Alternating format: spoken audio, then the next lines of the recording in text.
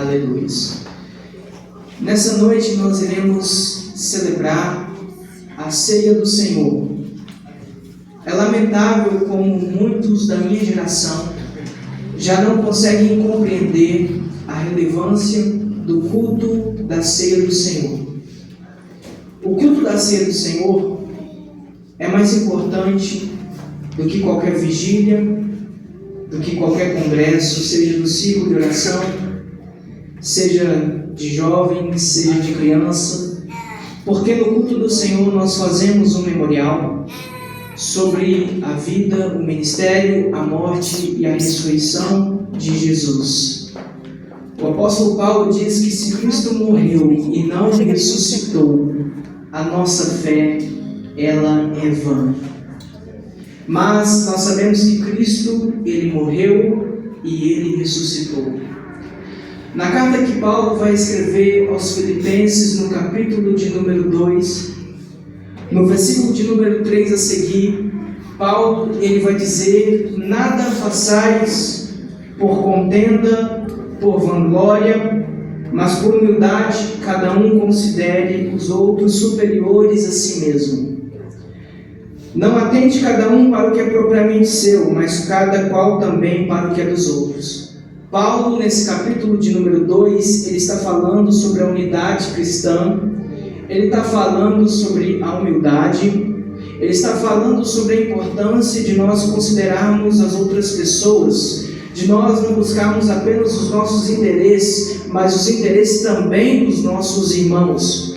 E Paulo ele vai tomar como um exemplo a vida de Jesus.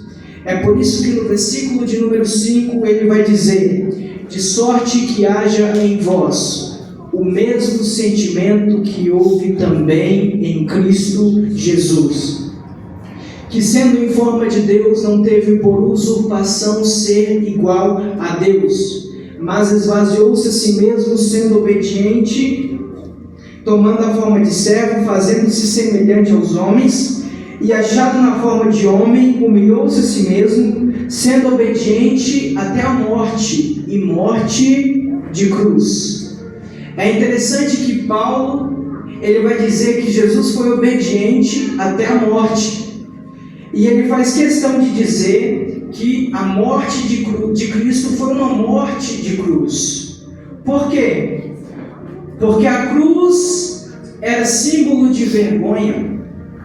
A cruz, nos dias do apóstolo Paulo, era símbolo de maldição.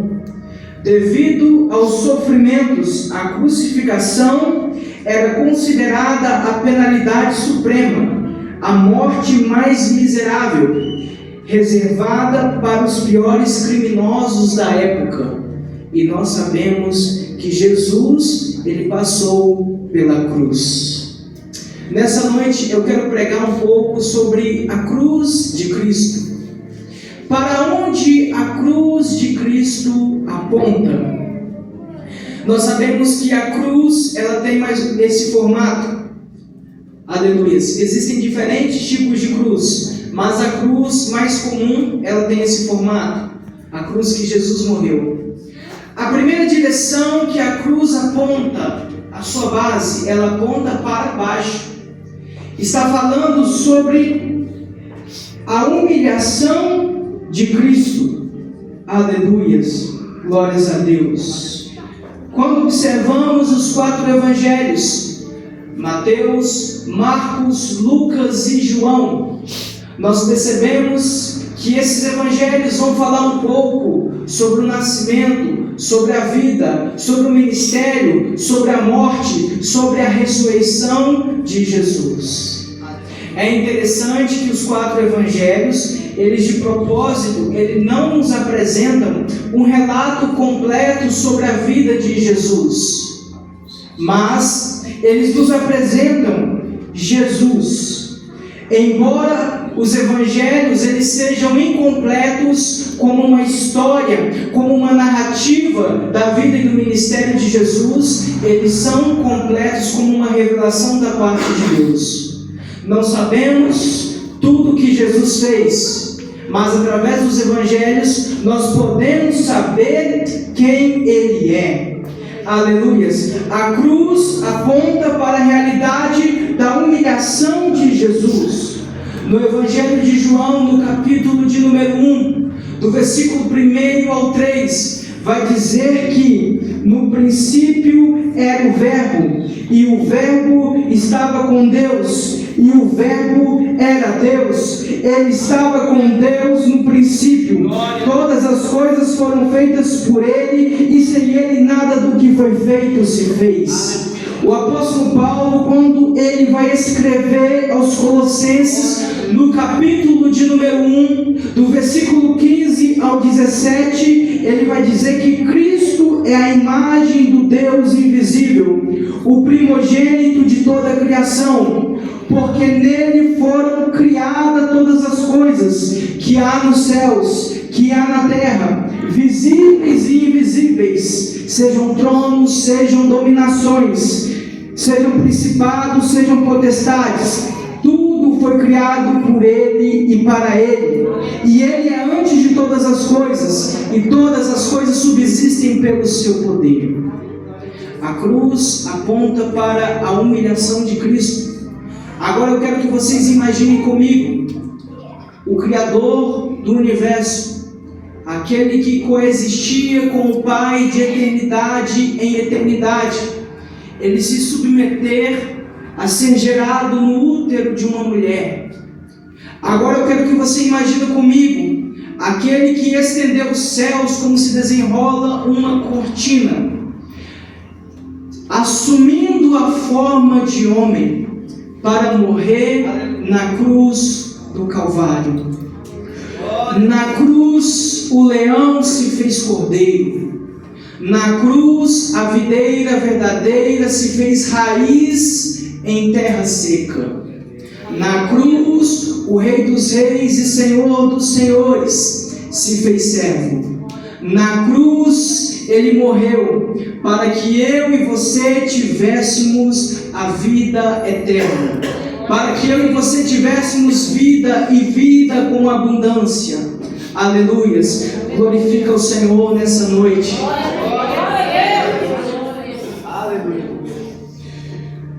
Aquele que coexistia de eternidade em eternidade, ele toma a forma de homem. E como homem, ele passa pelas mesmas privações que nós passamos. Por exemplo, em Mateus capítulo de número 26, versículo 39, vai dizer que ele conheceu a angústia na oração. Quando ele está no Getsemane, ele está orando, ele está angustiado e ele diz: Pai, se possível, passe de mim este cálice. Contudo, que não se faça a minha vontade, mas que seja feita a tua vontade. Ele, como homem, ele sentiu cansaço, ele sentiu fadiga. No Evangelho de Jesus, segundo escreveu Mateus, no capítulo de número 8, a partir do versículo 20, Jesus, ele entra no barco, juntamente com os seus discípulos. Eles vão atravessar o lago de Genezaré. No meio da travessia, uma grande tempestade assola o barco. Jesus está dormindo, aleluia, porque como homem ele sentiu cansaço, ele sentiu fadiga. Os discípulos despertam o mestre: Mestre, não importas que nós pereçamos. Ele levanta e, como Deus, ele diz: acalma-te vento, cala-te mar, e se faz uma grande bonança. Ao ponto dos discípulos perguntarem: quem é este que até o vento e o mar lhe obedecem? Aleluia.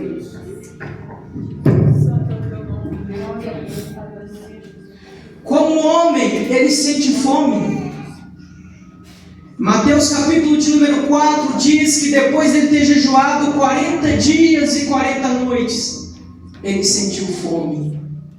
João capítulo de número 19, versículo 28 diz que como homem ele sente sede quando ele está ali na cruz do Calvário. Aleluias. João capítulo de número 11, versículo 35 diz que como homem ele chorou. Ele está diante de uma grande multidão. Uma multidão que, embora viu os milagres, mas ainda está incrédula. está com o coração endurecido. O seu amigo Lázaro havia morrido. Diante da incredulidade, Jesus chora. Aleluias, glórias a Deus, porque a cruz, ela aponta para a realidade que mesmo sendo Deus, Ele não teve por usurpação ser igual a Deus. Ele esvaziou-se a si mesmo, tomando a forma de servo. Em Hebreus capítulo de número 4, versículo 15, diz que em tudo Ele foi tentado, mas sem pecado. Hebreus capítulo de número 2, versículo 18 vai dizer que porque naquilo que Ele mesmo sendo tentado padeceu, Ele pode socorrer a todos aqueles que são tentados. Jesus, Ele conhece o teu sofrimento. Jesus, Ele sabe o que é a tristeza, Ele sabe o que é se alegrar, Ele sabe o que é angustiar, o que é ter fome, o que é ter sede, porque Ele veio como homem, e como homem Ele sentiu todas essas realidades. Em tudo Ele foi tentado, mas sem pecado. Aleluias, glórias a Deus. Mesmo sendo Deus, Ele passou pela realidade de tudo isso. Sabe por quê? Porque era necessário passar pela cruz. O próprio Deus se faz homem e desce no mais baixo da humilhação, da degradação que o homem havia caído. A segunda direção da cruz, de uma ponta à outra, fala sobre reconciliação. Aleluias. Em Gênesis capítulo de número 3, a Bíblia mostra o primeiro Adão que caiu no pecado. O primeiro Adão caiu no pecado. O primeiro casal falhou em Gênesis capítulo de número 3. A partir da queda do primeiro casal, a morte e o pecado passa a dominar todos os homens. Em algum momento, todo ser humano que nasce, ele peca. Em algum momento, todos aqueles que nascem, aleluia, se Jesus não voltar, passarão pela experiência da morte. Porque a morte, o pecado, subjugou o homem. Mas, em Gálatas capítulo de número 4, do versículo 4 a seguir, vai dizer que na plenitude dos tempos, Deus enviou o seu Filho nascido de mulher, nascido sob a lei, a fim de redimir todos que estavam debaixo da lei. Na segunda carta que Paulo vai escrever aos Coríntios, aleluias, no capítulo de número 5, versículo 18 e 19, Paulo vai dizer que Deus estava em Cristo, ali na cruz do Calvário, reconciliando consigo o mundo. Porque todos aqueles que não foram salvos ainda são filhos da ira. Mas uma vez que nós entregamos a nossa vida a Jesus, nós fomos reconciliados com o Pai. Glória a Deus. Aleluia. A cruz não foi um acidente no desenvolvimento da história. A cruz não foi o plano de Deus para redimir o homem, não. A cruz, ela já fazia parte do plano divino. Porque desde a eternidade Deus já sabia que o homem ia pecar. Talvez você me pergunta, por que Deus, sabendo que o homem ia pecar, não impediu? Porque Deus, ele sempre deixou o homem ter a liberdade ali no princípio. Porque Deus não queria ser adorado simplesmente por ser adorado. Deus, ele permitiu liberdade. O homem, fazendo mau uso dessa liberdade, caiu no pecado. Mas Deus não abandonou a sua criação, porque o Cordeiro de Deus já estava preparado desde a fundação do mundo para morrer no meu lugar, para morrer no seu lugar. Aleluias! De maneira que quando o diabo olha para a cruz, ele enxerga a sua própria derrota. É por isso que o diabo, ele não queria que Jesus fosse para a cruz. Em Gênesis capítulo de número 3, versículo 15, quando Deus, ele faz a promessa, ele olha para o diabo e olha para a mulher e diz: porém inimizade entre você e a mulher, e entre a sua descendência e a descendência dela. Este lhe ferirá a cabeça e tu lhe ferirás o calcanhar. Satanás, sabendo que haveria de vir um descendente que iria lhe ferir a cabeça, desde o princípio ele vem tentando os patriarcas, lançando tropeço. Ele veio tentando Abraão, Isaac, Jacó, lançando tropeço. Na vida de Moisés, Moisés cometeu um homicídio. Na vida de Davi, Davi cometeu um homicídio. Davi cometeu pecados de imoralidade sexual, porque o diabo sabia que haveria de vir um descendente perfeito que lhe esmagaria a cabeça. Então, enquanto ele não sabe quem é o descendente, ele vem perseguindo os homens e mulheres de Deus, que Deus vem levantando no desenvolvimento da história. Ele vem perseguindo os profetas, Isaías, Jeremias, Daniel. Mas quando nós chegamos no Evangelho de Jesus, segundo escreveu Mateus no capítulo de número 3, Jesus ele é batizado nas águas. O Espírito de Deus desce na forma de uma pomba. Uma voz ecoa do céu: este é o meu filho em quem me comprazo. O diabo ali ele tem clareza. Glória a Deus. Ele compreende de uma forma muito clara, inquestionável, que ali estava o descendente perfeito que lhe esmagaria a cabeça. É por isso que quando chegamos em Mateus capítulo de número 4, vai dizer que Jesus foi conduzido pelo Espírito ao deserto para ser tentado pelo diabo. E tendo jejuado 40 dias e 40 noites, teve fome.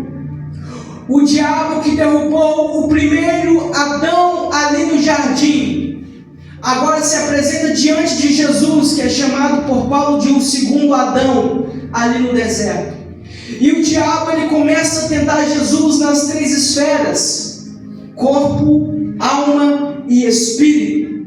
Ele olha para Jesus fragilizado pela fome e diz: se tu és o Filho de Deus, faça com que essas pedras se transformem em pães.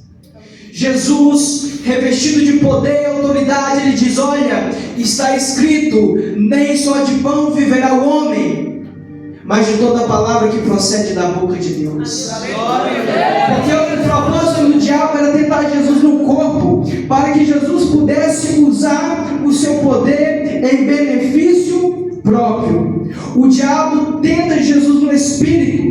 Ele transporta Jesus à cidade santa, coloca Jesus sobre o pináculo do templo e diz: olha, se tu és o Filho de Deus, lança-te daqui embaixo, porque está escrito que ele dará ordem aos teus anjos para que não tropeces em pedra alguma. Jesus diz: também está escrito, não tentarás o Senhor teu Deus.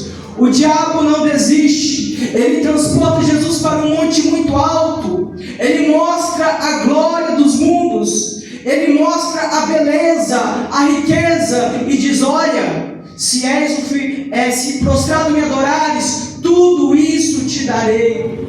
É como se o diabo estivesse dizendo: olha, não precisa passar pela cruz, não precisa morrer na cruz, eu te dou tudo o que você quiser. Você pode se tornar um imperador mais forte, você pode se tornar rico, se prostrado me adorares. Mas Jesus diz, também está escrito: adorarás somente ao Senhor teu Deus e só a Ele servirás. Glória a Deus. Jesus em tudo foi tentado, mas sem pecado, porque a cruz aponta para a realidade de que Deus se reconciliou conosco mediante de Cristo.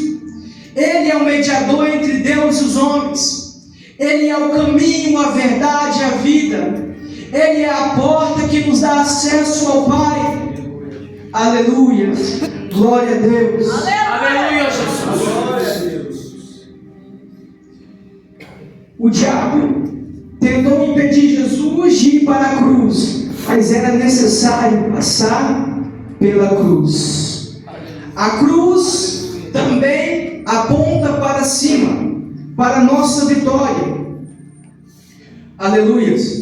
Romanos capítulo de número 3, versículo 23 ao 24, vai dizer: porque todos pecaram e destituídos estão da glória de Deus, sendo justificados gratuitamente pela sua graça, pela redenção que há em Cristo Jesus. Romanos capítulo de número 3 vai dizer: todos pecaram, todos estão destituídos da glória. Mas no versículo 24 vai dizer que nós alcançamos a redenção mediante o sacrifício de Cristo. É interessante que a palavra redenção, ela vem do grego apolutrosis e tem um sentido de resgate ou pagamento de um resgate. A palavra redenção tem um significado de resgate ou pagamento de um resgate. Foi justamente isso que Jesus ele fez. Ele pagou o nosso resgate. No período da escravidão, nos Estados Unidos, em uma praça, estavam alguns escravos à venda. Entre esses escravos que estavam à venda, havia uma menina. No momento em que estava fazendo o leilão daqueles escravos, se apresentou um homem muito bem vestido. Aleluia, Deus. E no momento do leilão, aquele homem bem vestido, ele pagou um preço alto pelaquela escrava. No momento em que estava sendo preparada a papelada, ele vai até a escrava, ela lhe cospe no rosto, ele limpa o cuspe no rosto, toma aquela escrava. Passando algumas horas depois que toda a parte burocrática foi resolvida, ele entrega um documento para aquela escrava. Ela, ao abrir aquele papel, aquele documento, era uma carta de alforria. Era um documento que lhe dava a possibilidade de nunca mais ser escravizada por ninguém, de nunca mais ser vendida como escrava por ninguém.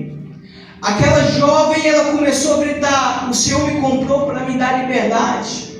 O Senhor me comprou para me dar liberdade. Foi isso que Jesus ele fez conosco. Nós estávamos refém do pecado, da morte, do inferno, mas Ele nos comprou com o seu precioso sangue e nos deu a carta de alforria, e por isso nós somos livres. Você não precisa ser refém do vício. Você não precisa ser refém das drogas, da imoralidade, porque Cristo já pagou o preço e você tem liberdade. Aleluias. Nós fomos comprados não com prata, não com ouro, mas com o precioso sangue de Cristo que foi vertido na cruz do Calvário. A cruz aponta para a realidade da nossa vitória, porque quando Jesus estava ali, cada gota de sangue que estava sendo derramado, nós estávamos sendo justificados, nós estávamos sendo reconciliados. Aleluias, glórias a Deus. Ali na cruz, Cristo venceu Satanás. Colossenses capítulo de número 2, do versículo 14 ao 15, vai dizer que, havendo riscado a cédula que era contra nós, nas suas ordenanças, a qual de alguma maneira nos era contrária, tirou-a do meio de nós, cravando-a na cruz, e despojando os principados e potestades, os expôs publicamente, e deles triunfou em si mesmo. Em Hebreus capítulo de número 2, no versículo 13 a seguir, vai dizer que Cristo, através da sua morte, Ele aniquilou o império da morte, Ele venceu o inferno. O inferno é o império vencido. Satanás é o imperador derrotado. Porque quando Jesus veio, Ele venceu o diabo, Ele venceu a morte, Ele venceu o inferno. Aleluias. A cruz fala sobre a humilhação de Cristo, fala sobre a nossa reconciliação e fala sobre a nossa vitória. Quantos creem nessa mensagem? Aleluia. Glórias a Deus. Você é livre. Sabe qual é o seu valor? Pergunta: qual é o meu valor? Mais forte. Glórias a Deus. Aleluias. Eu vou responder qual é o teu valor. Quer saber qual é o teu valor? Olha para a cruz. Tu vales um Deus crucificado. Qual é o meu valor? Tu vales um Deus crucificado. Amém? Glórias a Deus.